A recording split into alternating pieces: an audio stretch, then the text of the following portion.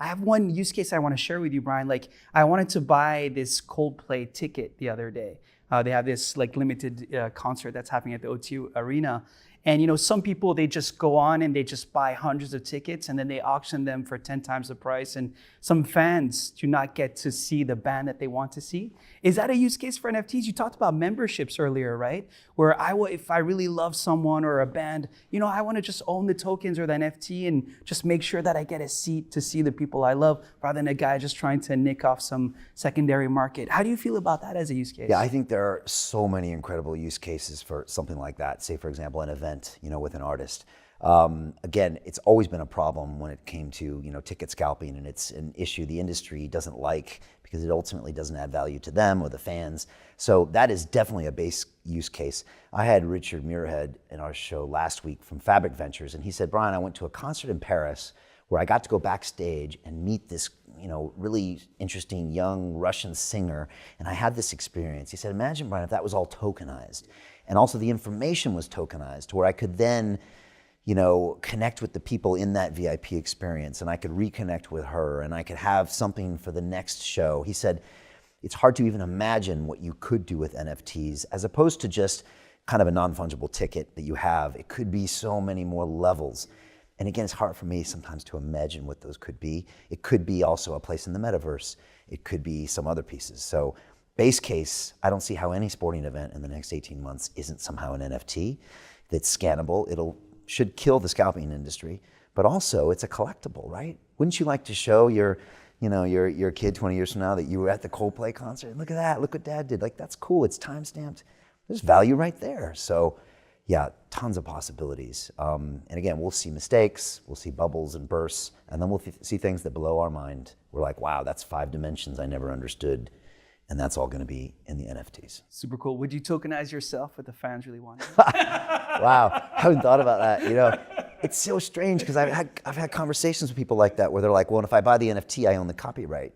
No, you don't actually. So when Beeple sold his, next 5,000 days for, 42,000 ETH, he actually didn't give you the copyrights. You just own the NFT. So it's weird with ownership and the transfer of ownership. Also, you can tie in future NFT trades to where the artist gets a kickback. Imagine that. How many Picasso paintings have changed hands, and yet the artist probably saw none of that money, just the first sale, the lowest price. Imagine every time something transacts, the artist gets 10% back. That would change the face of everything. So yeah, tokenizing myself. Look, stranger things have happened. Again, when I heard the racehorse was tokenized the other day with one of my students, I just fell off my chair. The racehorse. Because a lot of people were saying, like some futurists that I talked to said, listen, what if you saw Justin Bieber on YouTube as a young kid and he needed money and he didn't want to go and see the artistry and raise funds through different music studios and stuff like that. And what if he said, I'm going to tokenize myself, you can buy me, and if you believe in my artistry, obviously the tokenized part will go up in value in the future. I know it sounds a bit crazy, but maybe, right? That is the future, I think, with artists. And I meet so many struggling artists that don't know how to start. Even when they do start, they have to go through these streaming platforms where there's nothing left. And yet what they really want is a relationship with the fan that you can have through these tokenization. And you're right, imagine if Justin Bieber came out now on YouTube and yet now we were blockchain enabled. And he could say, hey, I'm doing this thing, I'm putting a token out there, and you're thinking, wow, look at this really interesting young kid. You really could start building up value there. So it's fascinating to see what we could do there. It's crazy, man. It is crazy. So we're gonna have to watch the space and just see how we can do this. And again, Audius is doing some interesting things there, by trying to tap into some of that artists' audible content. And I know they did a deal with TikTok. So to be continued, I'm just trying to watch and hold on. And also I'm trying to look at the gaming space because I think the gaming is actually the precursor to all of this. I was talking to Alex Mashinsky of Celsius last Friday.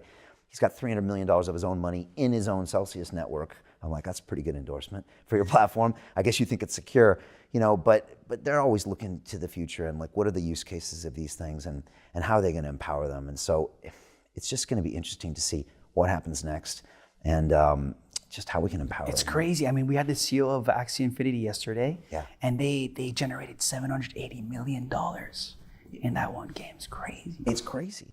The gaming stuff is just, it's just powerful to watch. And just to finish with Alex, he said, but Brian, business is a game. And my kids look at everything as a game. life is a game if you really think about it. You know, it really is. And so the gaming industry is almost way ahead of us, right? They've got people with identities, with already tokenization's been going on for a long time. They actually kind of see what's happening first. They have a glimpse of the metaverse where some of us don't. So, and again, they're having real revenues and people paying to play that are extracting that value in the real world.